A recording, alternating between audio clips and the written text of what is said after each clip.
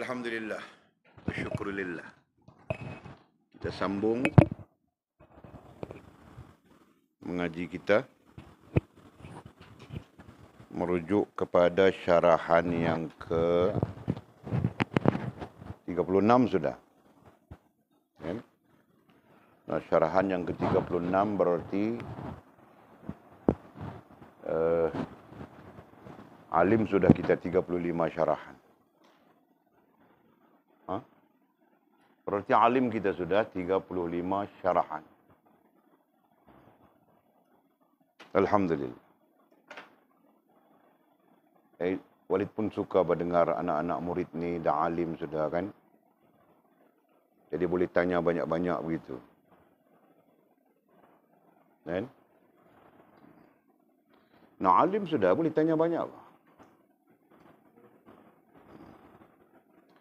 Okey, walau bagaimanapun kita ada sikit lagi syarahan yang ke-36. Sambung kemarin, kita berbincang kemarin. Masya Allah, tabarakallah. Nah, kita secara langsung merujuk kepada asasul usul kita. Secara langsung. Bahawa Nabi SAW datang mengajar kita ataupun ajaran Nabi kepada kita terbahagi kepada 4. Langsung kita sentuh. Alhamdulillah kamu orang pun sudah belajar dalam dasar, dalam asasul usul. Nah, menjadi mudah kepada kita untuk memberi penjelasan. Dan kita pun tidak boleh terpisah daripada apa yang diajar oleh baginda Nabi kita SAW. Walaupun kemarin secara spesifik kita membincangkan tentang tariqat dan hakikat. Gitu kan? Secara spesifik. Berdasarkan kepada muka surat 125 sana. Tetapi tidak mungkin ada tariq jika tidak ada syariat. Nah begitu. Gitu kan? Nah, tidak sempurna hakikat kalau tidak mencapai ma'rifat. Nah, itu adalah fakta yang dikemukakan oleh para ulama kita ahli sunnah wal jamaah. Mudah-mudahan penjelasan yang telah kita berikan kemarin berdasarkan kepada kitab kita oleh musannifnya Maulana Syekh Abdul Qadir Jalani rahimahullah ta'ala membantu kita untuk memahami secara jelas. Kepentingan apa ya? Kepentingan mengikut Al-Quran dan mengikut baginda Nabi kita sallallahu alaihi wasallam. Dan sekaligus memahamkan kepada kita tentang wasilah yang kita sebut-sebut sudah dalam dasar kita, dalam asasul usul kita bahawa Nabi itu adalah wasilah. Nabi itu adalah agama. Jadi semua penjelasan ini mudah-mudahan menjadi ilmu pada kita semua. Amin ya rabbal alamin. Nah, malam ini kita sambung penjelasan masih lagi kita sedang diberikan pencerahan yang sama. Sehingga kata musannif rahimahullah ta'ala, Allah memerintahkan kamu supaya bertawakal kepadanya. Nah, perkataan tawakal secara tunggal, bukan tawakal secara susunan. Tawakal secara susunan, itu sifat bagi rohaniah. Bincang sudah kemarin. Adapun tawakal disebut secara tunggal, maknanya apa? Maknanya apa, Mimi? Hubungan dengan Allah Subhanahu Wa Taala, menghubungkan diri kita dengan Allah Subhanahu Wa Taala. Itu makna secara tunggal. Adapun makna secara tunggal banyak di dalam Al-Quran.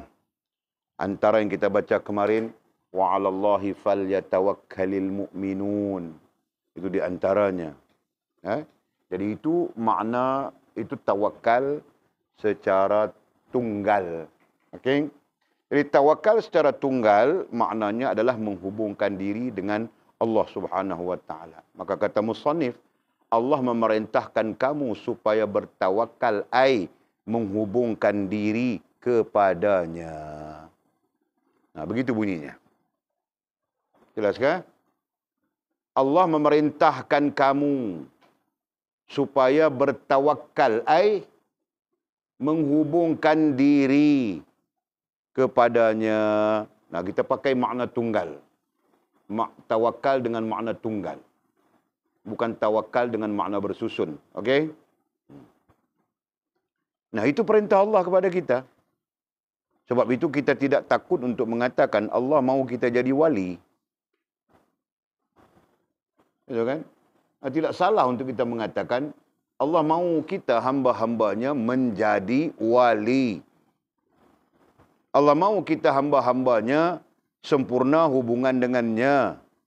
Supaya nanti makhluk-makhluk Allah Subhanahu wa taala yang lain berkhidmat kepada kita sebagai hamba kepada Allah Subhanahu wa taala. Nah, di sana bukan persoalan hamba saja, di sana persoalan kita adalah khalifah Allah Subhanahu wa taala. Nah, itu Allah jelaskan di dalam Quran, wa idz qala rabbuka lil malaikati inni ja'ilun fil ardi khalifah. Nah, makna khalifah itu adalah antara lain maknanya adalah makhluk yang diberikan keistimewaan lebih daripada makhluk yang lain. Nah, itu di antara makna khalifah.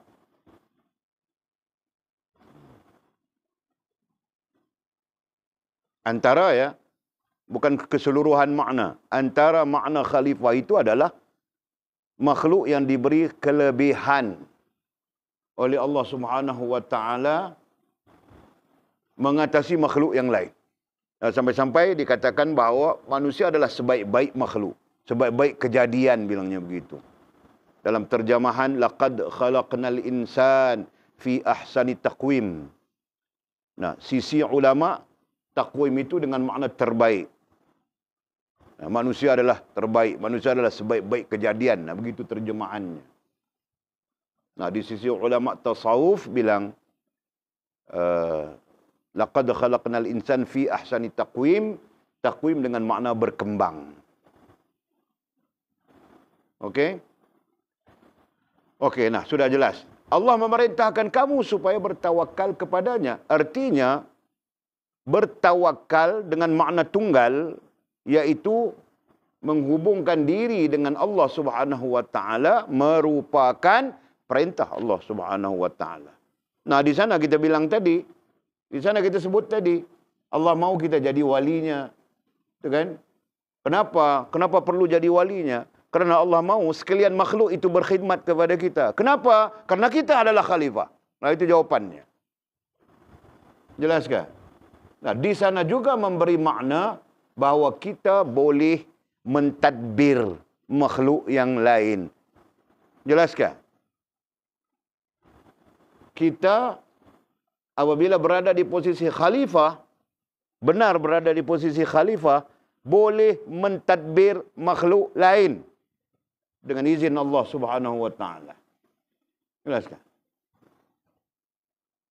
Jadi apa salah kalau kita menyebut Allah mau kita jadi wali? Dengan makna kita, bukan dengan makna orang. Ada orang memberi makna wali itu dengan kejahilannya. Nah, bilang berjalan di atas air lah, begitulah, beginilah. Ya kan? Nah, itu karamahnya. Bukan maknanya. Makna bagi wali adalah yang kita pakai sempurna hubungan dengan Allah Subhanahu wa taala. Jadi Allah mau kita itu. Justru kerana Allah mau kita menjadi wali, maka dia memerintahkan kita supaya menghubungkan diri dengannya. Jelas sudah tu. Dan berpegang teguh menghubungkan diri kepadanya dan berpegang teguh.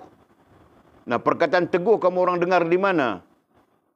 Selain daripada kitab ini yang kita baca sekarang, perkataan teguh. Nak kasih tahu Walid, Pak.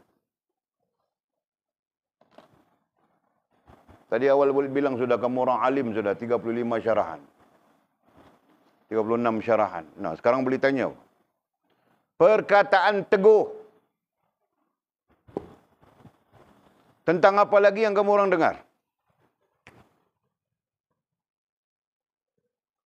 Teguh.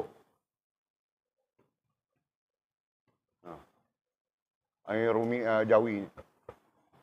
Di mana?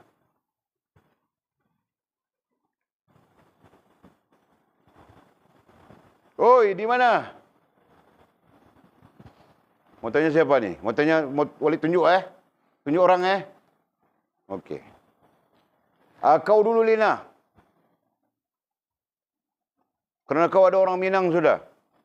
Rohingya. Minang kau. Makan sirih kuat Rohingya tu.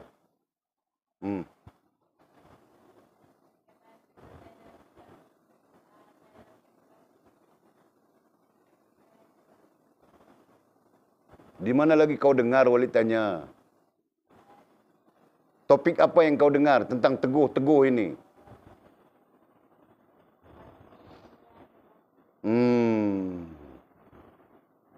Tasdik. Nah, apa makna tasdik? Itu saja maknanya.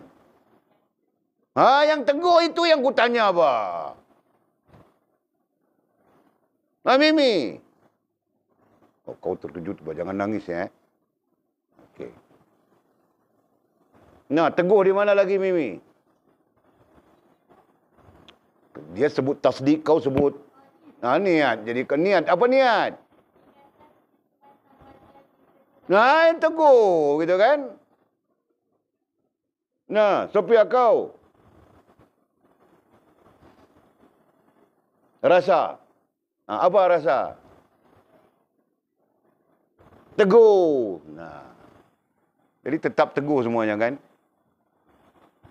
Jadi tuntutan ke atas dasar yang kita dah belajar sudah di sana. Tasdik. Ini tauhid. Niat. Ini fiqah. Ini belajar dalam fiqah. Rasa. Ini tasawuf. Jadi wakilnya ada semua di sana. Okey, semua itu mesti bersifat teguh. Jelaskah? Nah, jadi apa maksud syekh kita? Apa maksud mursyid kita? Katanya, Allah memerintahkan kamu supaya bertawakal, ai menghubungkan diri kepadanya, ai Allah, dan berpegang teguh. Nah, dapat sudah dasarnya. Berpegang teguh itu cara mana? Nah, cara tasdik, cara niat, cara rasa. Paham tak? Nanti bilang berpegang teguh, mau berpegang teguh apa? Apa yang kau mau pegang teguh? Handphone? Apa? Nah, kau sendiri tidak tahu. Nah, sekarang jawapannya keluar sudah. Berpegang teguh itu dengan tasdik. Nah, dalam soal iman, kita berpegang teguh dengan tasdik. Tasdik itu menjadi simpulannya, menjadi tambatannya, menjadi ikatannya, supaya teguh. Gitu kan? Nah, dalam soal Islam, niat itu menjadi simpulan, tambatan yang teguh. Nah, dalam soal adab, ihsan, nah, rasa itu menjadi simpulan, tambatan, ikatan yang teguh. Jelas sudah? Nah, itu maksud berpegang teguh. Jangan sampai kita pun tidak tahu mau berpegang teguh dengan apa. Ya? Paham tak? Dan berpegang teguh. Yang kita bilang sudah tadi, tasdik, niat, rasa. Nah, keseluruhannya itu bilang aqidah. Nah, itu istilah tauhid. Istilah dalam ilmu usuluddin, ilmu tauhid. Bilang aqidah, keseluruhannya. Okey? Jadi Walid ajar sudah semua orang. Kalau satu bilang i'tiqad. Nah, kalau ini satu kan? Ini satu. Plural, singular, satu. Maka kalau datang dengan nama iman berasingan, Islam berasingan, ihsan berasingan. Nah, ini bilang i'tiqad. Okey? Berasingan. berasingan ya. Tetapi bila dia menjadi satu kesatuan, iman, Islam, ihsan, satu, dalam satu kesatuan, nah ini bilang akidah.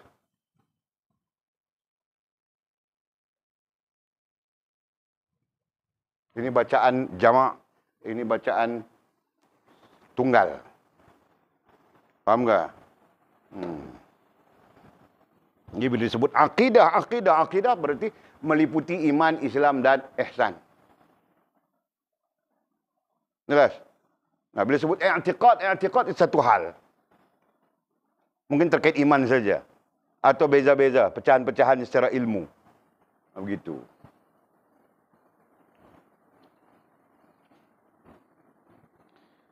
Jadi katanya, Allah memerintahkan kamu supaya bertawakal, ai menghubungkan diri dengan kepadanya, ai dengannya, dan berpegang teguh.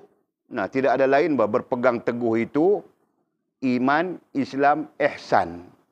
Tali yang menambatnya bernama tasdik, niat dan rasa.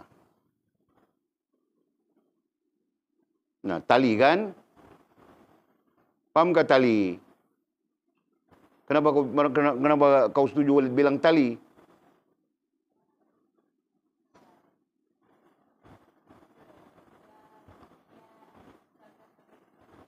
Ha?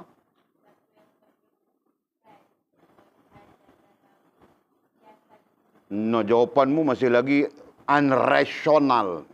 Unrational. Masih tidak rasional. Rasionalnya boleh sebut simpulan, ikatan, tambatan. Nah, itu tali yang boleh buat kerja tu. Betul kan? Itu rasionalnya. Kau jawab itu betul. Tapi rasional. Tahu rasional? Apa rasional?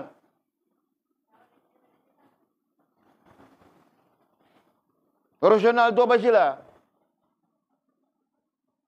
Apa? Apa? Kau ingat Walid mabuk tuhau ke?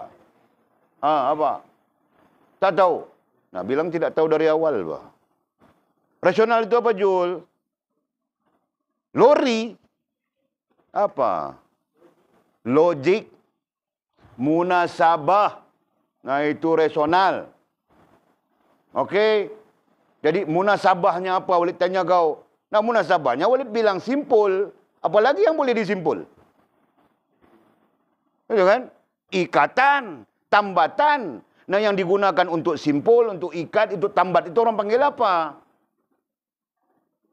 Nah, tali. Nah, itu. Nah, ilmu ini perlu kepada rasional. Kamu orang perlu paham tu. Antara lain, ilmu perlu kepada rasional. Kepada kemunasabahan. Jelas? Nah, melainkan akal kita lemah saja. Jadi kalau akal kita lemah itu satu hal. Nah, mana mungkin akal kita lemah? Allah Subhanahu wa taala memberikan akal kepada kita dan Allah berkomunikasi dengan akal kita tentang syurga. Betul kan? Nah, Allah berkomunikasi dengan akal kita tentang neraka, padahal tidak ada siapa pun di muka dunia ini selain daripada baginda Nabi sallallahu alaihi wasallam melihat syurga, melihat neraka. Secara adat. Betul kan? Tapi Allah berkomunikasi dengan kita. Nah, di situ menunjukkan kekuatan akal. Paham tak? Okey. Dan berpegang teguh dengan itu. Apa itu? Isim isyarah sudah tu. Berpegang teguh dengan itu. Apa itu? Ai perintah. Nah, berpegang teguh dengan perintah Allah itu. Jadi, perintah itu terkandung di mana? Terkandung dalam agama, salah, itu satu spesifik saja. Terkandung dalam iman, Islam, ihsan. Nah, perintah itu semuanya terkandung di dalam iman, Islam, ihsan. Faham tak? Nah. Jangan terlata, Miji. Kau ni lata saja. Tengok anak Pak Dolah itu, bah.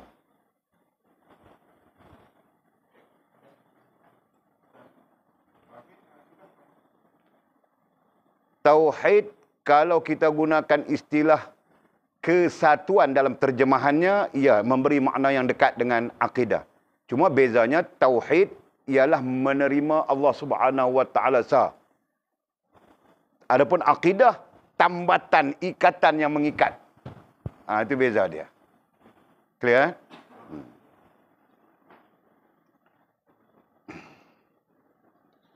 Okey. Dan berpegang teguh dengan itu adalah isim isyarah, mesti ada faktanya, maka faktanya adalah perintah. Kan? Jadi dhabit itu ai perintah. Nah, berpegang teguh dengan perintah Allah. Nah, perintah Allah yang kau perlu pegang teguh itu namanya apa? Iman, Islam dan ihsan. Nah, itu. Jelas. Nah, nanti kau spesifikkan dia, kau kecil-kecilkan dia. Perintah yang perlu kita pegang teguh itu solat. Nah, solat ada di dalam Islam, ada di dalam ibadat saja. Sebahagian saja. Betul kan? Nah, ada perintah yang sabit dengan iman, yang membabitkan akal dan hatimu. Ada perintah yang bersabit dengan Islam, yang membabitkan tingkah lakumu. Betul kan? Jasmaniahmu. Ada perintah yang bersabit dengan ihsan, yaitu adab dirimu dengan sesama makhluk. Nah, begitu. Jelas?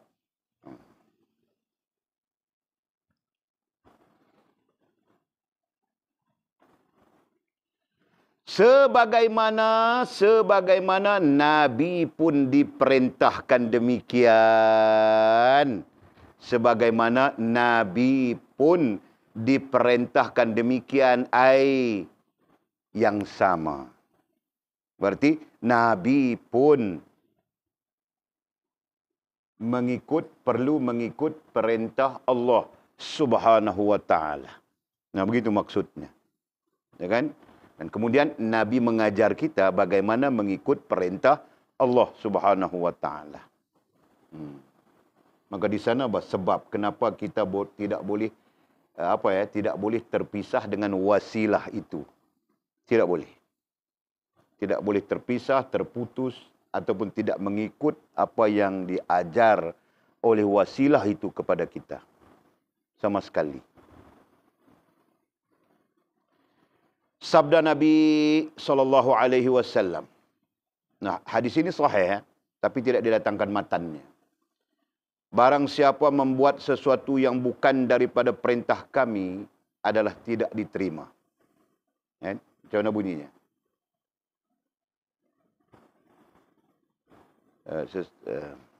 Lupa matannya. Tapi hadis ini sahih, diriwayatkan oleh majoriti sahibul hadis. Majoriti para pemuka hadis, para ulama hadis. Kalau kita tengok di dalam kitab apa? Di dalam kitab Tirmizi, Sunan Tirmizi. Sebelum hadis ini, sebelum datangnya hadis bid'ah, hadis berkenaan dengan bid'ah. Fa inna asyraqal hadis kitaballah. Wa khairul hadi hadi Muhammadin sallallahu alaihi wasallam. Wa syarrul umuril muhdatsatuha. Wa kullu muhdatsatin bid'ah. Wa kullu bid'atin dalalah. Wa kullu dalalatin finnar. Nah, sebelum datangnya hadis itu, hadis ini datang dulu. Hadis ini didatangkan dulu. Nah, maksudnya barang siapa yang membuat sesuatu yang bukan daripada perintah kami, adalah tidak diterima. Fawarad, bunyi hadisnya begitu. Maka dianya tertolak. Tidak diterima, tertolak. Jadi, jelasnya, barang siapa, tidak kira siapapun, membuat sesuatu yang bukan dari perintah kami. Perintah Nabi. Perintah di situ adalah ajaran Nabi. Nah, kemarin kita bincang sudah kan, ajaran Nabi. Terpecah berapa ajaran Nabi? 4 apa sila? Nah, itu ajaran Nabi. Syariat, tariqat, hakikat, ma'rifat. Nah, itu pecahan ajaran baginda Nabi kita sallallahu alaihi wasallam dengan pengertian-pengertian yang sangat jelas. Nah, jadi jangan kita salah faham. Nabi datang ajar kita iman, Islam, ihsan saja. Nah, di situ kita salah sudah. Betul kan? Kalau iman, Islam, ihsan saja, nah itu syariat saja. Sedangkan Nabi datang mengajar kita tariqat, ada jalannya. jalan rohaniyah, jalan jasmaniyah. Nah, itu diajar oleh Nabi. Dan Nabi datang mengajar kita juga ma'arif hakikatnya. Bagaimana sepatutnya perasaan kita terhadap Allah, terhadap Nabi, terhadap agama dan Nabi dan agama, terhadap diri kita sendiri. Misalnya kan? Nah, itu diajar oleh baginda Nabi. Kemudian, akhir sekali kita diajar supaya ma'rifah. Gitu kan? Bagaimana Nabi ma'rifah kepada Allah Subhanahu wa Ta'ala. Itu kan? Nah. Okey, jadi bermakna kita tidaklah diajar syariat semata-mata. Ya kan? Jadi ini untuk kamu orang ya, tidak sama dengan orang awam. Ni orang awam dia faham, mungkin kalau dia faham, nah Nabi datang mengajar kita iman Islam ihsan saja, itu fahaman mereka. Nah, itu tidak menjadi kesalahan kepada orang awam. Tetapi kepada kita orang yang belajar, nah berada di dalam keadaan ilmu, nah itu sesuatu yang perlu kita faham. Dan itu merupakan perbezaan di antara orang awam dengan orang yang berada di posisi alim.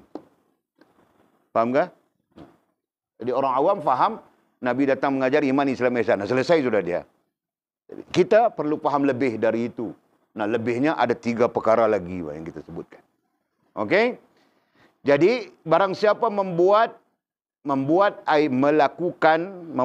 melakukan sesuatu yang bukan dari perintah kami, sesuatu yang tidak diajar. Dari perintah kami di sini maksudnya diajar oleh baginda Nabi kita sallallahu alaihi wasallam. Adalah tidak diterima, adalah tertolak. Tidak diterima ai tertolak. Nah, itu istilah lazim ya, dalam makna hadis, dalam pemaknaan hadis. Jadi jangan kita buat sesuatu yang Nabi tidak ajar kita, maka tertolak dia. Kan? Nah, ini yang dipegang oleh kelompok-kelompok Wahabi ini.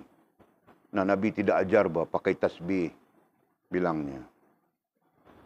Nabi tidak ajar begitu, Nabi tidak ajar begini. Nah, sampai-sampai doa lepas sembahyang pun Nabi tidak buat, bilangnya. Kan? Nah, akhirnya jadi kucar-kacir habis semua. Faham kan? Nah, nanti kamu orang belajar betulkah Nabi tidak buat? Nanti belajar betulkah itu, betulkah ini? Nah, itu kita panggil studi kritis. Pengajian kritis. Kritis ni apa? Bahasa Melayu kritis kata apa? Kritis lah. Kritis itu bahasa Melayu. Critical thinking bahasa orang putih. Melayu pakai bahasa orang putih kritis. Nah, studi kritis bilangnya. Ataupun pengajian, walaupun tidak tahu mau sebut, kritis juga. Ya kan? Perbandingan, biasanya kita gunakan istilah perbandingan. Nah, kenapa begini, kenapa begini. Itu untuk selepas daripada kajian kitab. Itu adalah silibus-silibus tambahan.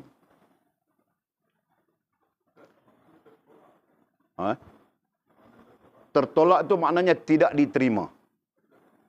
Maksud tertolak itu adalah tidak diterima. Berdasarkan kepada lafaz yang digunakan oleh orang-orang yang menterjemahkan hadis baginda Nabi kita sallallahu alaihi wasallam. Rad, kemudian diterjemahkan tidak diterima. Asal perkataan raddun maknanya tertolak. Fuqaha mengatakan tertolak itu tidak boleh dipakai, tidak diterima, tidak benar dan sebagainya.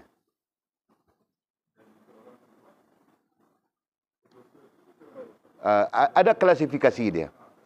Ada klasifikasi dia yang sampai berdosa, yang sampai berdosa, sampai salah, sampai berbagai. Tapi kita tetap tidak bersama dengan pemahaman kelompok Wahabi yang kullu bid'atin dalalah wa kullu dalalatin finnar.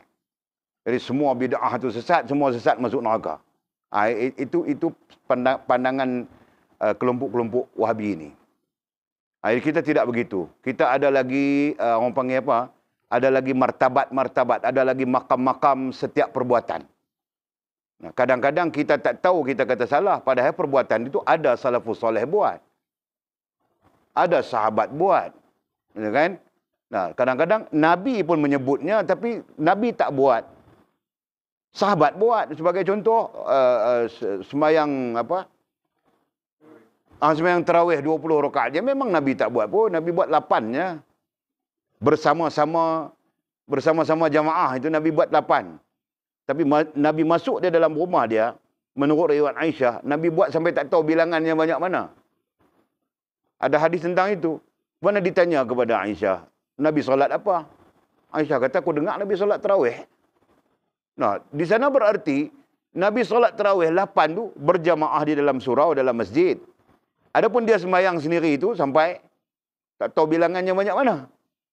Tetapi kelompok Wahabi, dia faham sembahyang 8 tu saja. Ini permasalahan. Satu sisi. Sisi lain pula, ni kita ikut siapa dia yang buat sampai 20 ni, Nabi tak buat pun. Jadi, bila rujuk balik, kita ikut sahabat. Siapa dia? Sayyidina Umar radhiyallahu ta'ala anhu. Dialah yang menjtihadkan, menghimpunkan tarawih itu menjadi 20 rakaat. Dan diterima oleh sekalian umatul muslimin daripada zaman sahabat lagi sampai sekarang. Jadi kita buat 20 rakaat. Nah, ternyata 20 itu Nabi tak buat. Sahabat buat. Jadi boleh tak kita ikut? Jawapan ahli sunnah wal jamaah, dah tentulah kita boleh ikut sahabat. Wahabi, dia tak boleh. Itu isu dia. Jadi percanggahan, duk jadi percanggahan. Ada lagi banyak fakta yang kita akan bincang insya-Allah dengan izin Allah Subhanahu Wa Taala tentang itu. Kalau kita sampai-sampai kepada kritis, seronoklah kita bincang. Pasal apa mereka berpandangan begitu? Betul ke pandangan begitu? Itu di antaranya. Okey. Jadi balik kepada hadis Nabi, barang siapa membuat melakukan sesuatu yang bukan dari perintah kami, yang Nabi tidak perintahkan. Perintah di sini tidak bermaksud Nabi suruh. Kerana sunnah itu antara maknanya banyak, gitu kan? Nabi cakap. Berarti Nabi suruh dengan bercakap. Suruh ke tegak. Ada itu percakapan. Ada sunnahnya bukan berupa percakapan, perbuatan. Gitu kan? Ada sunnahnya takrir, berupa takrir. Ada sunnahnya berupa apa lagi?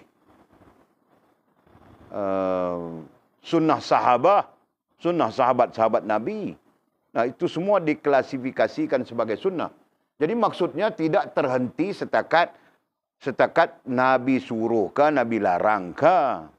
Ya kan? Cuma Nabi suruh, Nabi larang itu adalah induk kepada sunnah. Kita pandangan begitu. Induk kepada sunnah. Okey. Jadi contoh boleh suka lagi bercakap sikit dia. Sesuatu yang Nabi tidak perintah adalah tidak diterima. Nabi pun tidak perintah kita pakai tasbih ni. Tidak ada perintah. Dan tidak ada juga larangan. Betul kan?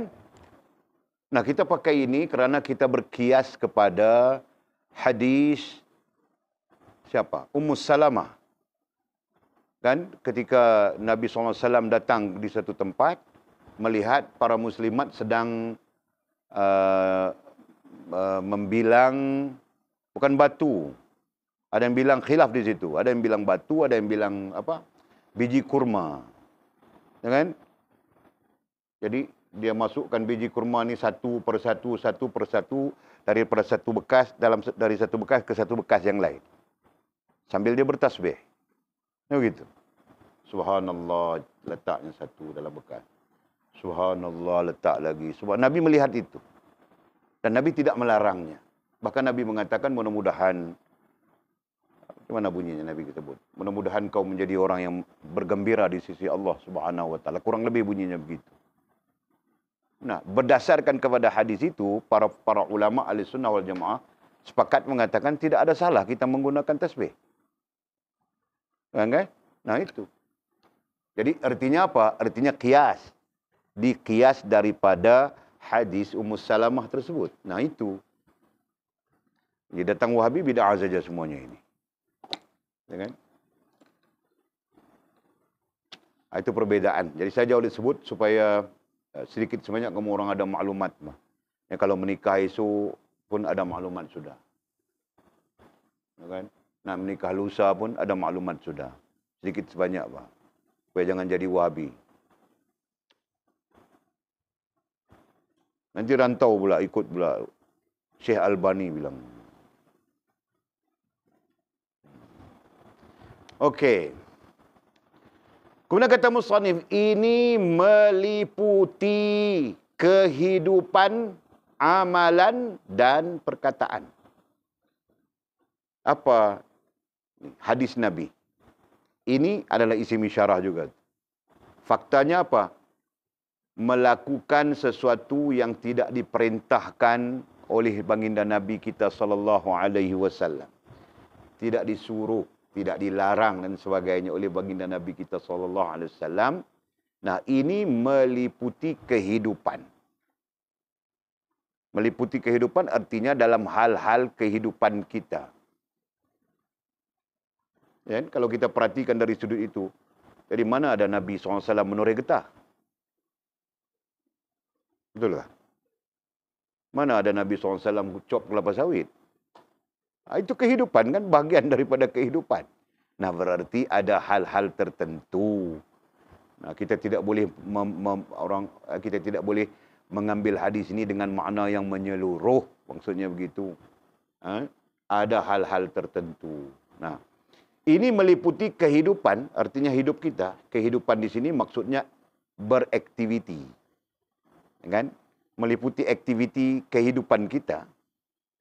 Amalan, nah amalan di sini maksudnya ibadah. Amalan di sini maksudnya ibadah. Dan perkataan cara kita bercakap. Jadi, ini meliputi yang kita perlu ikut Nabi keseluruhannya, dan yang Nabi tidak ajar kita jangan diikut. Ini meliputi kehidupan. Nah, aktiviti kehidupan kita, amalan ibadah kita, dan perkataan percakapan kita. Nah, semua itu perlu mengikut apa yang Nabi SAW ajar kita. Nah, bukan susah, Pak. Jadi macam mana kita mau ikut? Nah, iman, Islam, ihsan itu saja kan? Nah, kehidupan itu adalah akidah. Amalan itu adalah ibadah. Percakapan itu adalah adab. Jadi tidak keluar dari iman, Islam dan ihsan. Nah itu.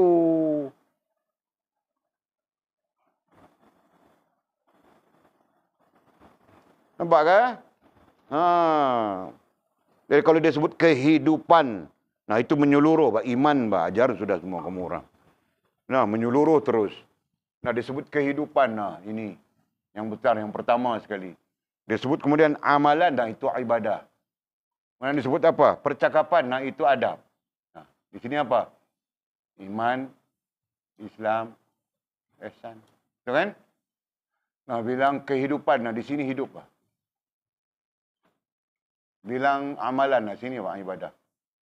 Bilang ihsan, di sini adab. Tak lari pun.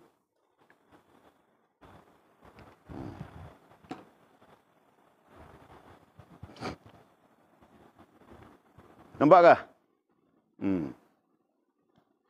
Kita tidak mempunyai Nabi kecuali baginda yang boleh kita ikut. Nah, bukan kita tidak mempunyai Nabi. Maksudnya, tidak ada Nabi yang lain kita boleh ikut. Melainkan baginda Nabi kita Muhammad SAW. Nah itu. Nah ada apa lagi? Nabi Isa. Nah tidak boleh diikut. Maksud tidak boleh diikut syariatnya. Begitu kan? Nah kalau kau mau ikut syariat Nabi Isa, kau mau meletakkan istilah apa di situ? Nabimu siapa?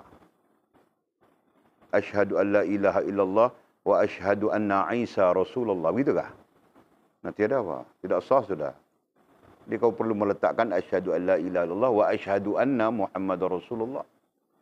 Dari segi pengajaran ucapan itu, kita ajar sudah. Asyhadu an la ilaha illallah, kau bersaksi mau taat dan patuh kepada Allah. Wa asyhadu anna Muhammadar Rasulullah, kau bersaksi mau ikut apa yang diajar oleh baginda Nabi SAW. Begitu kan? Nah, jadi dalam syahadat itu kau bersaksi mau mengikut apa yang diajar oleh baginda Nabi. Bukan Nabi Isa. Baginda Nabi Muhammad SAW. Bukan Nabi Isa.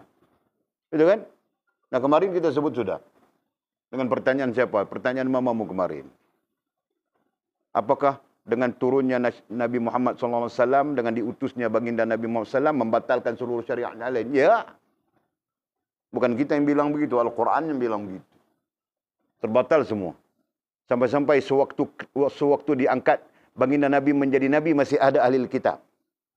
Namanya Warraqah bin Naufal. Itu ahli kitab dia. Siapa ahli kitab? Ahli kitab adalah orang yang berpegang teguh dengan ajaran Nabi Allah Isa alaihissalam. Nah, berarti diterima. Jelas tak? Nah, sampai Nabi diangkat menjadi Rasul, terbatal semuanya. Melainkan mereka mengucap asyhadu an la ilaha illallah wa asyhadu anna Muhammadur Rasulullah. Jelas tak? Begitu. Nah, kalau belajar fiqh, nanti kamu orang belajar fiqh, suatu ketika sembelihan ahli kitab boleh dimakan. Nah, ketika mana boleh dimakan sembelihan ahli kitab? Ketika belum Nabi SAW diangkat menjadi Rasul. Nah, ketika dia masih Nabi. Gitu kan? Nah, ketika dia diangkat menjadi Rasul, nah terbatal sudah. Tiada ahli kitab sudah ketika itu. Melainkan orang yang bersyahadah dengan Muhammad bin Abdullah SAW. Jadi, penjelasan kita di sini adalah kita tidak mempunyai nabi kecuali baginda yang boleh kita ikut. Artinya tidak ada nabi lain yang kita boleh ikut melainkan baginda nabi kita Muhammad sallallahu alaihi wasallam. Silakan.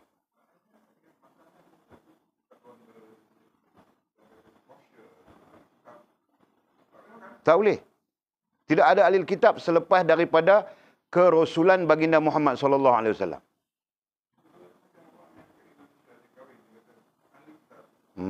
Dia Indonesia dia tak boleh kira. Salah seorang yang berpegang dengan fahaman tu adalah Nurkhalis Majid. Nama dia. Profesor Nurkhalis Majid. Dia berpegang dengan fahaman tu. Kristian is ahli kitab. Jadi betul ya Kristian adalah ahli kitab? Kalau Kristian ahli kitab, dia tidak membantah kerasulan Nabi Muhammad SAW. Sebab ahli kitab tidak membantah kerasulan Nabi Muhammad SAW. Contoh, Waraqah bin Naufal itu sendiri. Dia tidak membantah, bahkan dia mengatakan bahawa benar beliau adalah Rasul Allah yang tercatat di dalam kitab-kitab kami. Nah, itu. Ya kan?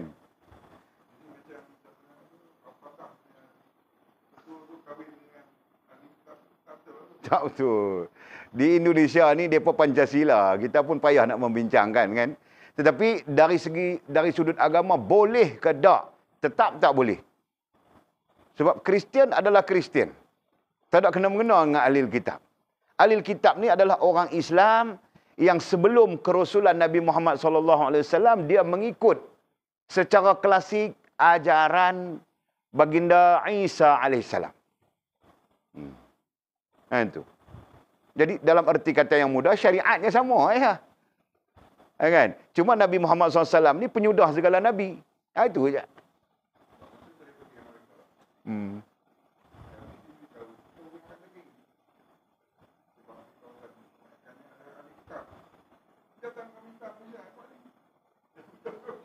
Masya Allah. Dia nak declare siapa ahli kitab itu? Ortodok Kristian?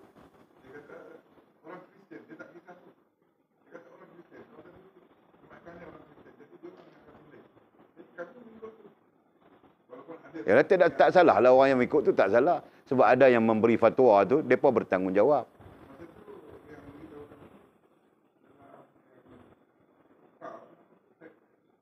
Wan Mukhtar. Al-Azhar pernah bersidang pada tahun, kalau tak silap saya 89 ke 90. Al-Azhar, ulama-ulama Al-Azhar bersidang pada 89, 90 begitulah. Sekali lagi mempertegaskan tidak ada ahli kitab. Yang ada hanyalah Islam, Kristian, Yahudi dan agama-agama yang pecahan daripada mereka. Itu saja. Jadi kita tak tahu nak abang. Sebab ahli kitab, saya pertegaskan lagi sekali, ahli kitab dia menerima kerasulan Nabi Muhammad SAW. Sebab tercatat di dalam kitab mereka tentang kedatangan Nabi Muhammad SAW. Cuma nama saja berbeza. Namanya Ahmad di dalam kitab. Kerana bahasa Ibrani tak boleh sebut Muhammad. Dia tak ada huruf M. Tak ada huruf Mim. Bacaan Ahmad. Al-Quran merakamkan min ba'dismuhu Ahmad. Dan kami catatkan di dalam kitab mereka Injil akan kedatangan seorang rasul yang terakhir dengan min ba'dismuhu dengan namanya Ahmad. Al-Quran merakamkan ayat itu juga.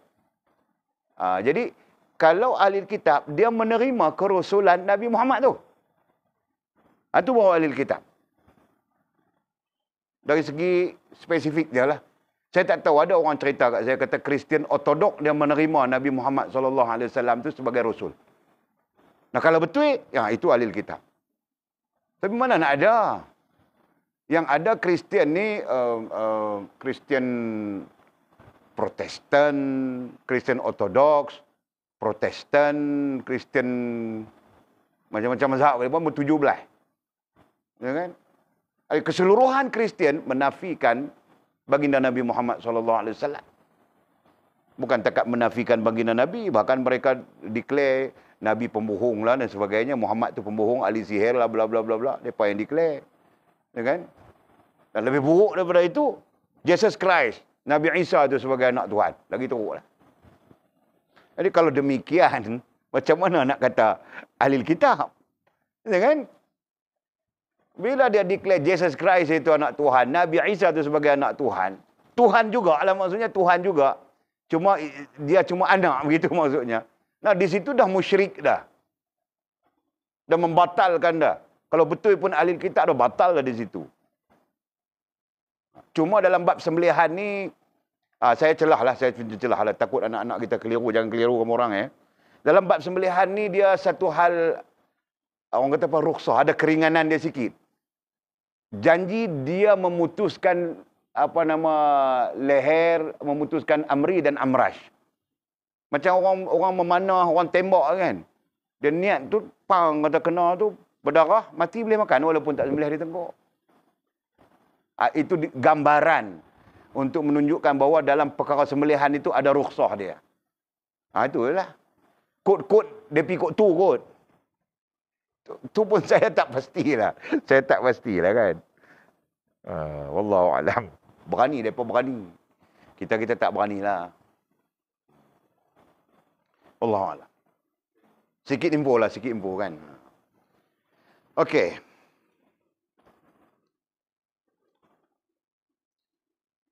Dan tidak ada kitab, katanya. Dan tidak ada kitab kecuali Quran yang boleh kita patuhi. Dan maksudnya, tidak ada kitab lain yang kita boleh patuhi, melainkan Al-Quran sahaja. Nah, yang lain-lain itu kita tidak boleh patuhi. Nah, kalau turun itu namanya Injil. Nah, Injil pun tidak boleh patuhi lagi kita. Kalau datang pada kita itu Zabur, pun tidak boleh. Faham tak? Datang pada kita itu apa lagi? Suhufi Ibrahim, suhuf pun tidak boleh. Yang kita boleh patuhi adalah Al-Quran. Itu saja. Jelas? Nah, belajar sudah dalam dasar Al-Quran itu apa? Al-Quran itu apa? Rentau? Petunjuk. Selain daripada petunjuk, apa dia?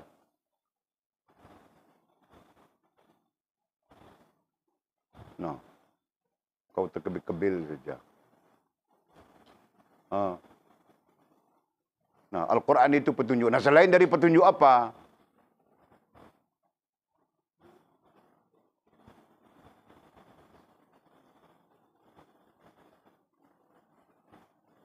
Apa? Kantui dulu lah. Nah, selain dari petunjuk apa? Kasih kuat, wah. Kamu orang mau jawab, boleh tidak dengar. Kau jangan bilang ilmu sumber, bah. Ilmu itu perbincangannya lain. Kau bilang sumber saja. Nah, begitu. Al-Quran itu apa? Sumber. Bilang ilmu sumber pula di sana. Tuh. Kemudian baru kita letakkan dia sebagai ilmu sumber. Merujuk kepada penelitian dan kajian, begitu kan? Nah, berarti kita perlu ada penelitian dan kajian kepada Al-Quran. Kenapa? Kerana di sana sumber. Nah, kita sebut dia sebagai ilmu sumber. Begitu. Kau ni.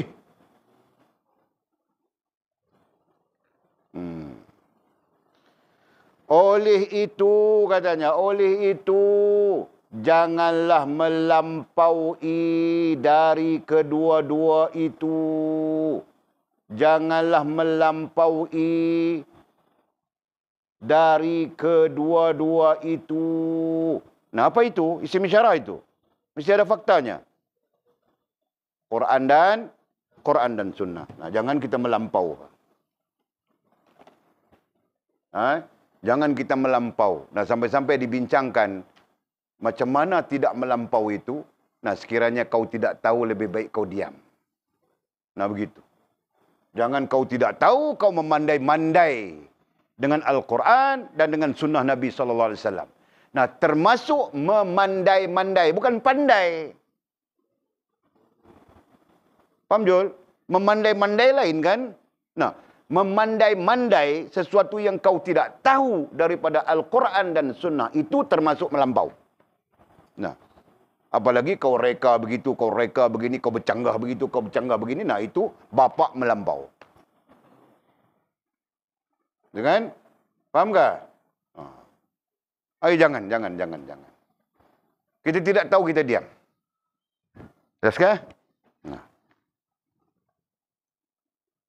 Dalam Al-Quran bilang melampau ini dengan istilah tagha. Idhaba ila Fir'aun, pergilah kamu kepada Fir'aun, wahai Musa dan Harun. Innahu, kerana sesungguhnya Fir'aun itu tagha, melampau. Jadi termasuk melampau terhadap Al-Quran dan Sunnah itu, istilah lain bilang taghut. Nah, itu bilang Al-Quran. Ya kan? Dalam ayat apa Allah bilang?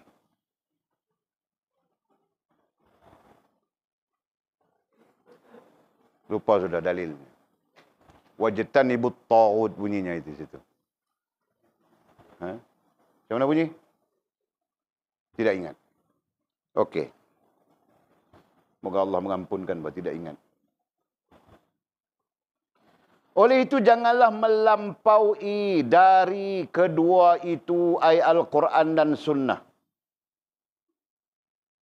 Jika tidak, nah jika kau mau melampaui juga, itu kan? Jika kau mau melampau juga terhadap Al-Quran dan Sunnah, ya jika tidak, ay mau melampau juga, begitu. Hancurlah kamu. Hancurlah, ay binasalah, ay rusaklah.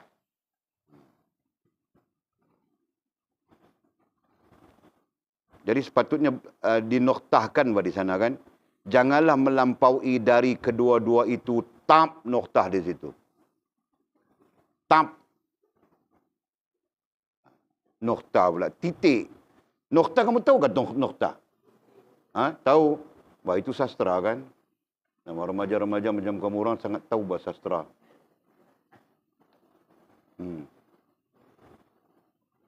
Bilang apa? Bilang, cintaku padamu tidak bernoktah. Begitu bilangnya. Kau bah selalu begitu, Pak. Kenapa? Macam orang geli-geli saja begitu. Kenapa? Geli dengar ya? Okey, Pak. Janganlah melampaui dari kedua-dua itu, titik. Ayatnya biar begitu. Jika tidak, kan ayat lain. Jika tidak, hancurlah kamu, hancurlah ay binasalah, rusaklah. Apa lagi satu? Nah, semakna apa yang makna dekat dengan dia? Rusak, binasa, hancur. Nah, itu maknanya. Hancurlah. Hancurlah, ay rusaklah, binasalah. Apa yang hancur? Apa yang rusak? Apa yang binasa? Nah, iman, Islam, ihsan. Nah, itu secara global ya. Yang rusak itu iman, Islam, ihsan. Nah, sekarang secara khusus, apa yang rusak?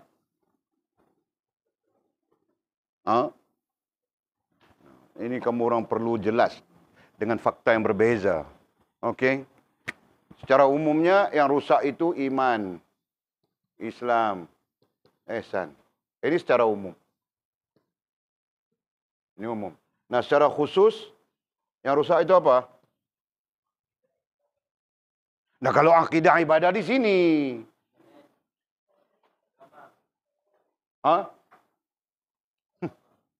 Itu kadang-kadang aku marah kamu orang ni.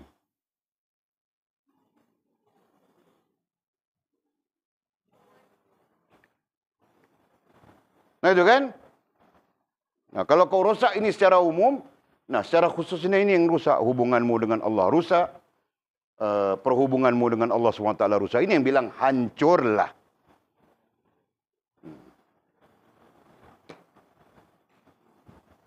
Hancurlah, rusaklah, binasalah. Nah begitu. Kan? Nah ulama bincang tentang binasa iman, Islam dan ihsan. Binasa hubungan dan perhubungan. Rusak iman, Islam dan ihsan. Nanti kamu orang belajar, cari kitab.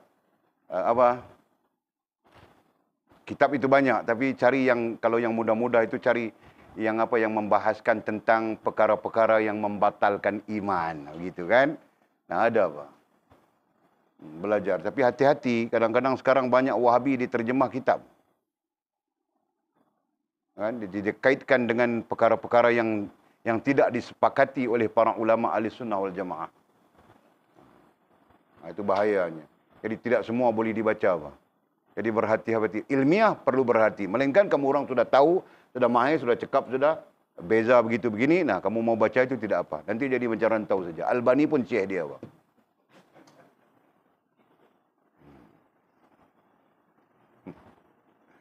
Kenapa? Karena kau tidak tahu kan? Itu puncanya. Kalau dia tahu sudah ilmu ininya, akidah ahli sunnah wal jamaah. Dalam soal ini, dalam soal ini, dalam soal ini. Nah, dia sendiri nantinya akan membantah. Mana boleh ni macam ini? Nah, sekarang kamu orang tidak tahu, main baca saja, nah itu bahaya. Fahamkah? Nah, Walid pun ada banyak yang Walid tidak ketengahkan kepada kamu orang. Melainkan pada waktu-waktu kritis nantinya. Ada kitab yang Walid akan hadiahkan kamu orang percuma saja. Walid buat kitab itu berapa? 1000 lebih bah. 1000 lebih kah? Tapi bila baca balik, jumpa Albani namanya di dalam. Walid pun tidak kasih kamu orang. Padahal kitab itu, kitab asalnya adalah ulama ahli sunnah wal jamaah. Yang menulis kitab itu adalah Imam Abu Nu'aim. Musannif kitab Al-Hilyah. Kitab besar itu, Al-Hilyah. Al-Hilyatul Awliya nama kitab. Tapi bila orang lain yang menterjemahkannya, memberi syarah, memberi komentar, nah dia merujuk kepada Albani. Jadi Walid tidak kasih kamu orang lagi. Takut kasih kamu orang pun pro Albani. Macam si rantau bang. Jadi berhati-hati. Okey.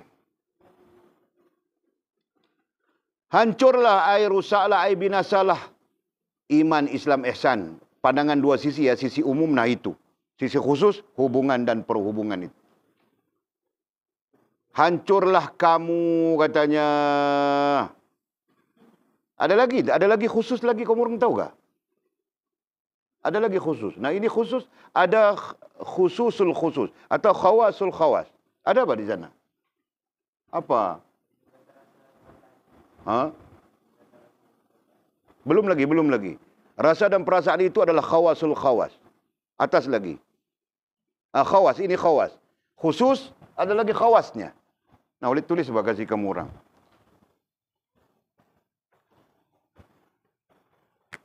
Khusus. Nah, sekarang khawas. Khawas adalah apa ya tadi? Ruhaniyah. Rusak rohaniyah jasmaniyah. Nah itu. Nah sekarang khawasul khawas. Khawasul khawas. Nah rusak apa tadi Bizi? Rasa dan perasaan. Nah ini rusaknya. Ini yang rusak. Jadi yang kita tulis ini bukan menggambarkan manusia, individu, khas, khawas, bukan itu. Tapi sifat kerosakan itu. Nah, berlaku begini. Faham tak? Jadi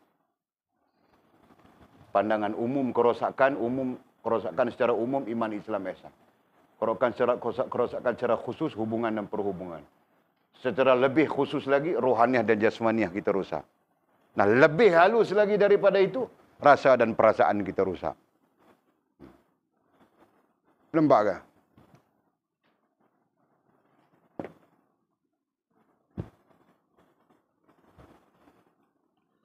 Allah ya Allah. Nah, kenapa rusak? Kamu dipimpin oleh hawa nafsu kebinatangan. Nah, apabila rusak iman Islam ihsan, rusak hubungan dan perhubungan dan perkembangan yang kita sebutkan tadi. Nah, selepas itu kamu dipimpin oleh hawa nafsu kebinatangan. Bukan Allah lagi yang pimpin kita. Bukan Nabi lagi yang memimpin kita. Nah, ketika itu yang memimpin kita adalah hawa nafsu kebinatangan. Nah, dia sebut hawa nafsu kebinatangan ya sebagai himpunan daripada semua. Daripada 3 nafsu besar yang kita sebut. Nah, kalau sebut kebinatangan, nah di situ terhimpun badaniah, di situ terhimpun syahwiyah. Kan? Paham tak? Di situ terhimpun haiwaniyah. Nah, itu bilang kebinatangan. Pada hakikatnya, kamu dipimpin oleh hawa nafsu kebinatangan, nah berarti berhimpun ke 3 nafsu tersebut. Apa lagi? Dan iblis. Bila kita rusak dengan Allah, nah, yang memimpin kita nantinya hawa nafsu kita. Dan iblis. Yang meniupkan ilham-ilham ke atas nafsu kita. Nah, meniupkan ilham itu meniupkan racun-racun yang merusakkan nafsu kita. Itu, Pak. Terusnya merusakkan rohaniah kita keseluruhannya. Masya Allah. Yang membawa ke jalan yang sesat, di mana nafsu dan iblis, keduanya akan membawa kita ke jalan yang sesat. Jalan ay-tariq. Jalan ay-tariq. Kita lebih lazim dengan istilah tariq kerana kita baru bercakap saja kan. Jadi yang membawa ke jalan ay-tariq yang sesat. Akhirnya tariq kita jadi sesat. Tariq rohaniah kita sesat.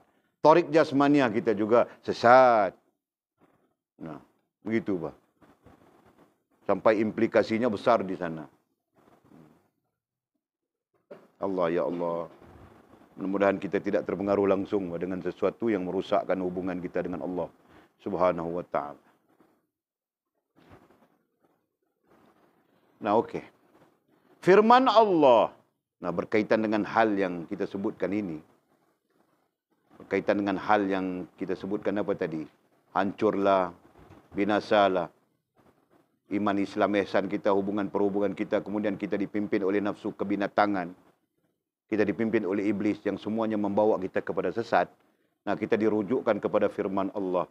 Janganlah ikuti hawa nafsu kamu, kerana ia akan membawa kamu sesat dari jalan Allah. Ini ayat Al-Quran ya.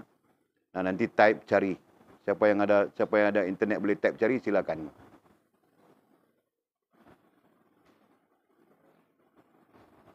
Wala tattabi'u hawa. Innahu yudhilla anka sabilih. Lebih kurang bunyinya begitu. Tak ingat surah apa ayat apa. Type tengok cari. Ada aplikasinya.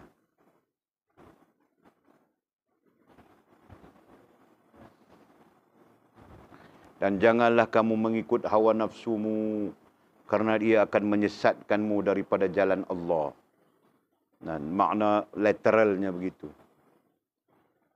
Fayudillu anka sabilih. Ayat di ujungnya. Janganlah, ayatnya bunyi dengan maka kalau tidak silap. Maka janganlah ikuti hawa nafsu kamu, kerana ia akan membawa kamu sesat dari jalan Allah Subhanahu wa ta'ala. Memangnya nafsu itu Allah pesan dengan kita, mengajak kepada kejahatan. Innan nafsa la'ammarakum bisu. Sesungguhnya nafsu itu mengajakmu kepada kejahatan. Ada kereta datang kah?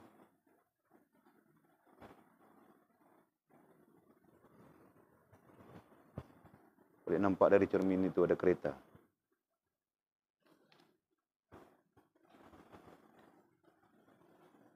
Ada, jumpa. Ha. Surah An-Nisa. An-Nisa. Kejap.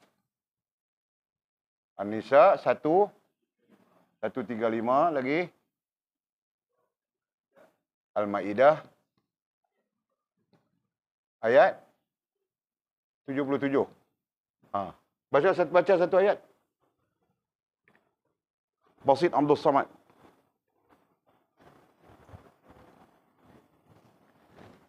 Taranum Bayati.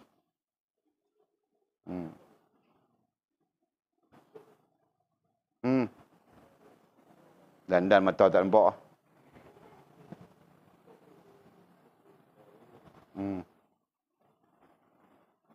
Baca. Kuatlah sikit barik pun. Arab tak Arab, Kazakhstan tak Kazakhstan.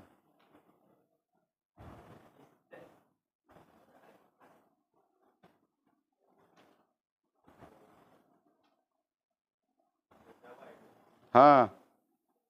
Bacalah pada kepala ayat lah. Ha.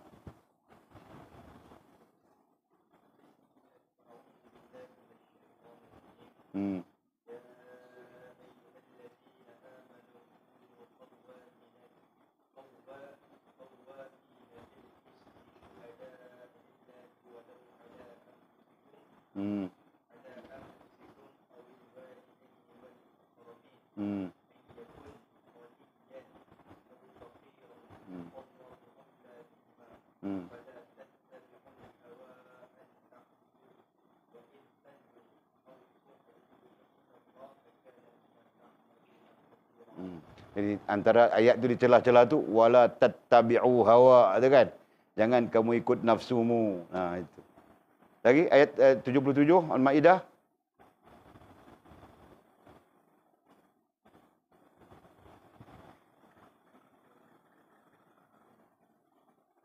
Apa ni? Tetek tu.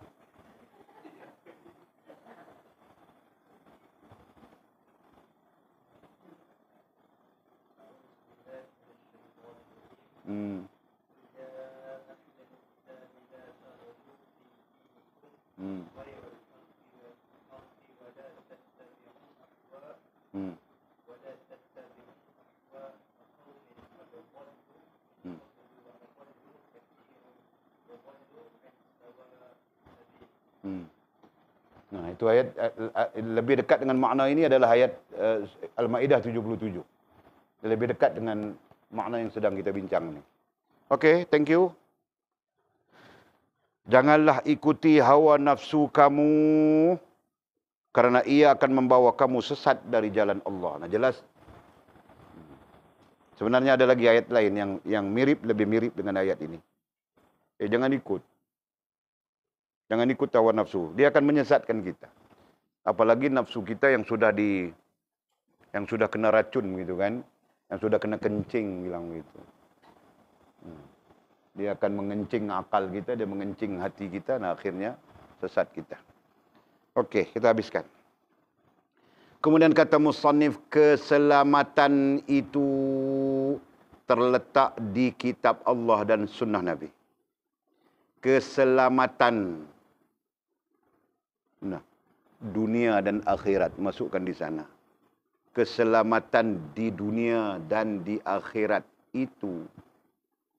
Keselamatan dunia dan akhirat itu terletak di kitab Allah dan sunnah Nabi. Terletak di, nah perkataan di tidak sesuai lagi di situ. Terletak pada mengikuti kitab Allah dan sunnah Nabi. Nah, itu ayat yang betul. Keselamatan di dunia dan di akhirat itu terletak di pada mengikuti kitab Allah dan sunnah Nabi. Nah, itu keselamatan di dunia dan di akhirat. Tidak ada keselamatan di dunia maupun di akhirat dengan tidak mengikut kitab Allah dan sunnah baginda Nabi SAW. Nah, ini termasuk sekalian makhluk, termasuk jin dan manusia dan sekalian. Penyelewengan, percanggahan dengan kitab Allah dan sunnah Nabi, nah itu bakal memberikan kita kepayahan, bincang sudah kemarin, kepayahan, kesusahan di dunia, apalagi di hari akhirat kelak. Jelas sudah kan? Okey. Kerosakan katanya, kerosakan, nah ditambah lagi perkataan kita tadi, kerosakan, kehancuran, kebinasaan akan berlaku, ai terjadi. Akan berlaku, ai terjadi jika ai kita menyimpang dari yang dua itu. Menyimpang ai menyeleweng. Nah, makna lagi tidak ikut yang kita sebutkan tadi. Kerosakan ai kebinasaan, kehancuran akan berlaku jika ai kita menyimpang ai menyeleweng dari yang dua itu. Nah, isim isyarah lagi sekali. Faktanya apa? Al-Quran dan Sunnah. Nah, dengan Al-Quran dan Sunnah Nabi itulah. Dengan Al-Quran dan Sunnah Nabi itulah. Dengan, dalam bahasa Arab disebut ba, dipakai perkataan ba. Bismillah, dengan nama Allah. Bil Quran, dengan Al-Quran. Nah, setiap perkataan ba ada apa ya? Ada makna tersembunyinya. Jadi makna tersembunyi dengan Al-Quran ai, makna tersembunyi ialah mengikuti. Dengan mengikuti Al-Quran dan Sunnah Nabi itulah.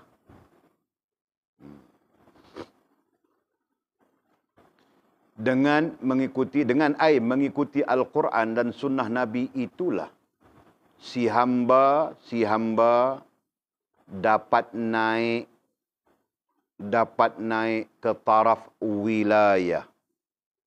Nah, ini maqamat. Ini terkait maqamat. Atau terkait proses yang kita sebut dari pertama sampai keempat. Itu terkait. Nah, dengan mengikuti Al-Quran, mengikuti Al-Quran dan Sunnah Nabi itulah si hamba dapat naik ke taraf wilayah. Taraf itu maqamat. Taraf ai maqamat. Ada jadualnya pada semua orang. Dapat naik ke taraf ai maqamat wilayah. Nah, wilayah itu maqamatnya pada bermula dengan salihin. Jadi kalau ditanya, di mana kedudukan maqam wilayah pada maqamat, maka maqam wilayah pada maqamat bermula pada salihin ke atas. Nah, berarti salihin, syuhada, siddiqin. Dan kemudian baginda Nabi, para Nabi. Nah, di situ maqam wilayah. Nah, wilayah itu apa? Wilayah itu apa? Atul. Wilayah itu apa? Ini wilayah-wilayah ni apa? Wilayah Persekutuan Labuan. Itu apa? Wilayah, perkataan asalnya adalah wali. Nah, wali itu sempurna hubungan dengan Allah Subhanahu Wa Taala. Makna yang kita pakai kan? Nah, jadi dengan mengikuti Al-Quran dan Sunnah Nabi itulah si hamba dapat naik ke taraf ai maqam wilayah ai sempurna hubungan dengan Allah Subhanahu Wa Taala. Jadi kita tidak dapat sempurna hubungan dengan Allah melainkan kita mengikuti Al-Quran dan Sunnah baginda Nabi SAW. Jangan bercanggah. Selama mana ada percanggahan dengan Al-Quran dan Sunnah baginda Nabi, maka selama itu kita tidak akan sampai, tidak akan naik. Melainkan sesuatu yang kita tidak tahu, kita mohon keampunan Allah Subhanahu wa taala. Jelas kan? Kemudian katanya lagi, naik ke taraf wilayah.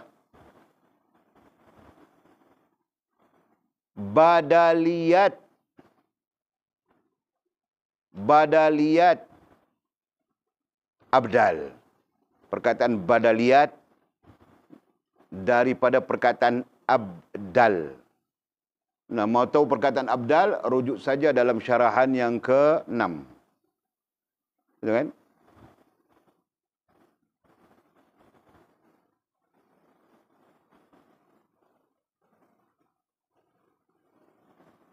Berkelang kabut cari. Nah, jumpa ke syarahan yang ke-6. Nah, jumpa ke abdal itu apa maknanya?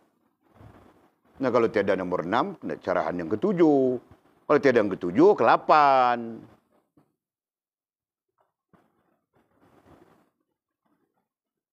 Nah, kau jumpa Lina? Apa kau jumpa? Hah? Ingat sudah? Kau tengok di mana kau ingat? Betul syarahan ke-6 ku bilang tadi. Nah, jadi kalau ingat apa?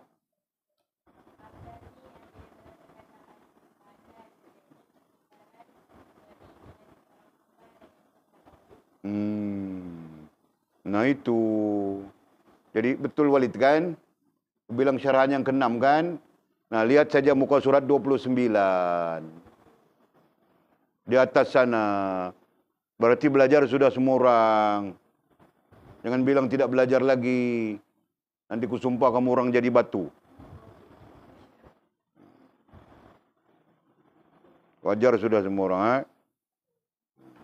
Jadi batu bata itu, ku ikat-ikat sana. Panggil Jul, panggil Ekal. Ekal mengajar kami ikat bata.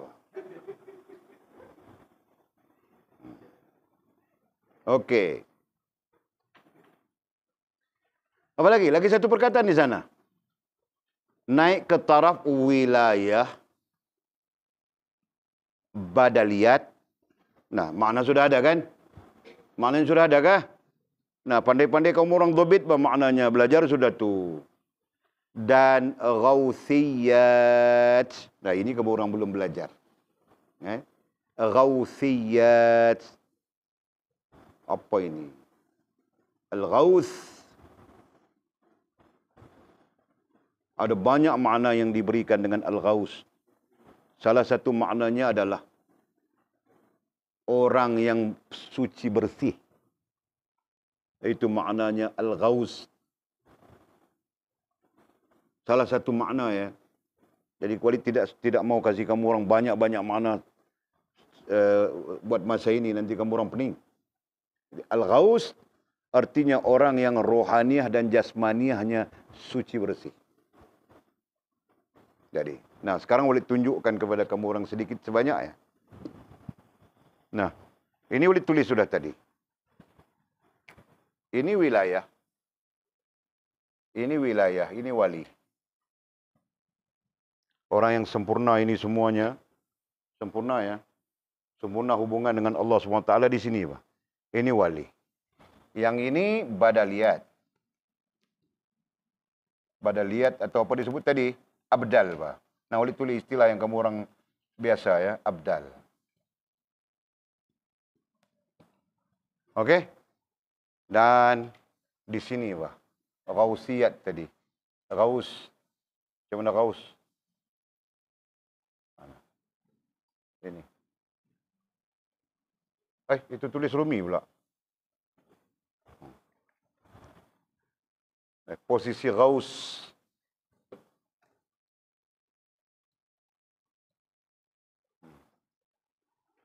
Posisinya.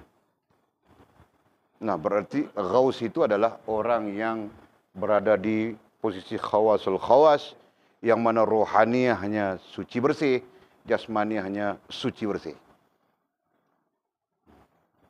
Jasmani hanya suci bersih sebab matanya tidak melihat maksiat, telinganya tidak melihat maksiat, akalnya tidak pikir maksiat, hatinya bersih daripada pikir maksiat dan sebagainya. Itu kan. Faham tak? Rohaniah pun serupa, suci bersih, tidak pikir sesuatu yang bukan-bukan. Itu Ghaus bilang. Okey, kemudian kata musannif syarahan yang ke-37. Nah, kita sambung besok. Lusa. Wallahu a'lamu bissawabihi atau kama qala. Ada pertanyaan kah? Jadi kesimpulannya kita semua mau naik taraf. Nah, jika kita mau naik taraf rohaniah kita, itu yang kita perlu jaga.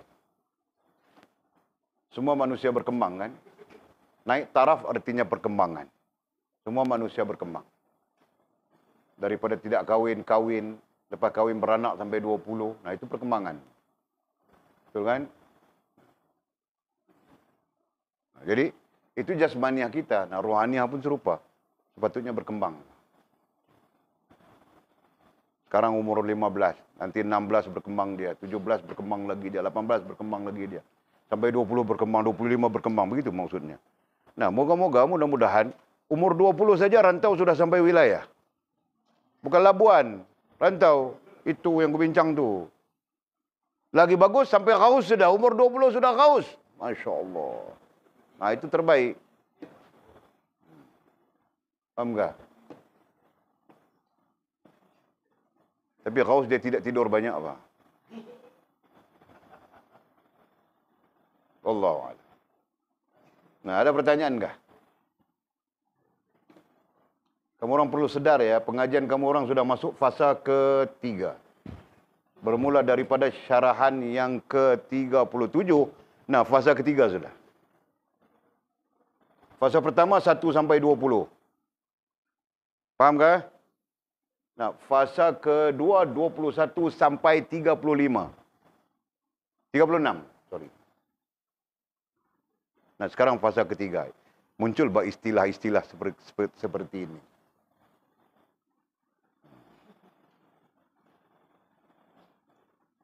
Jadi Walid harap kamu orang belajarlah dulu tasawuf amali.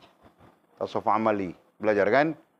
Kamu orang belajar sifat mahmudah itu apa, sifat mazmumah itu apa, sekurang-kurangnya kan. Nah, jadi sekurang-kurangnya dah ada itu, berarti Walid carry on dengan tasawuf irfani, tahap kedua. Nah, tahap kedua pun masuk fasa ketiga sudah. Ada 4 fasa Ada 4 fasa. 4 fasa itu mewakili 4 proses. Fasa ilmu, fasa sedar diri, fasa Allah terima diri, dan fasa sempurna hubungan dengan Allah SWT. Nah, ada 4 fasa melalui kitab ini. Okey, lain. Ada pertanyaan kah? Kamu orang jangan sampai Walid kedekut untuk menjawab. Nah, ulang lagi, Pak. Apabila sampai masanya Walid kedekut untuk menjawab, satu soalan kamu orang perlu bayar RM2, baru ku jawab. Nah, sekarang belum kedekut lagi. Kamu orang yang kedekut bertanya.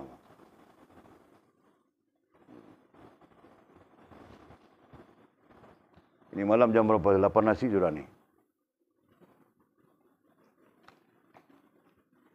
Habis sudah? Habis? Mau tanya? Kamu tanya, sila. Kau tunjuk Atul. Kau mau tanya Atul? Jadi tanya apa? Kenapa kau mau tanya, kau cakap sila, sila cakap kau, kenapa?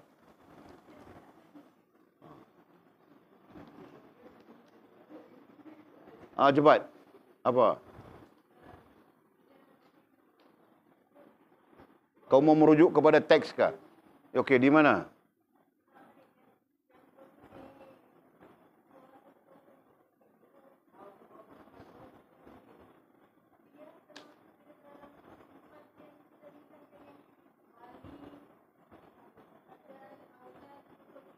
Iya. Iya. Kutub itu adalah Ghaus. Sama saja kedudukannya, istilah saja yang berbeza. Nah, sebab itu Walid tidak kasih kamu orang campur aduk. Sebab nantinya penjelasannya ada di depan. Sebab itu Walid kasih makna saja. Faham tak? Begitu. Jadi Walid tidak mau kamu orang sekarang sudah campur aduk. Jadi kamu orang akan kelang kabut nanti. Nah, Walid kasih makna saja. Ghaus adalah orang yang bersih rohanianya, bersih jasmanianya. Nah, kalau kau bilang kedudukan wali itu ada 4, apakah Ghaus itu kutub? Ya sudah tentu. Jelas kan? Nah, jadi Walid tidak mau kamu orang apa? Macam mana mau sebut? Campur banyak maklumat dalam hal-hal sebegitu. Sehingga sampai kepada posisinya, nah Walid akan buka kerangka baru supaya kamu orang nampak. Nah, itu berarti kau dengar sudah wilayah itu ada abdal, ada apa lagi satu? Autad dan kutub. Nah, tahu sudah kan? Nah, nanti kita gabung saja. Kita susun saja. Dalam jadwal-jadwalnya kita nampak bahwa ini istilahnya di sini begini, di situ begitu. Paham enggak? Oke. Ada pertanyaan lagi? Tidak sudah. Bismillahirrahmanirrahim. Alhamdulillahirabbil alamin wassalatu wassalamu ala asyrafil mursalin. Sayyidina wa maulana Muhammad wa ala alihi washabihi ajma'in. Allahumma iftah lana futuhal 'arifin warzuqna fahman nabiyyin waj'alna min ibadikas salihin. Allahumma ihdinas siratal mustaqim. Siratal ladzina an'ama Allah minan nabiyyin was-siddiqin wasyuhada'i was-salihin.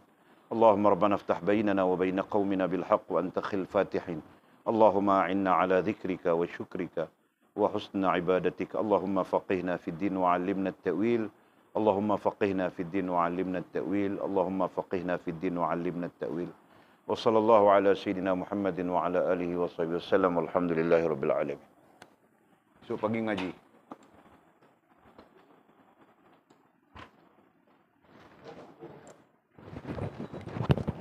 Tak okey ke?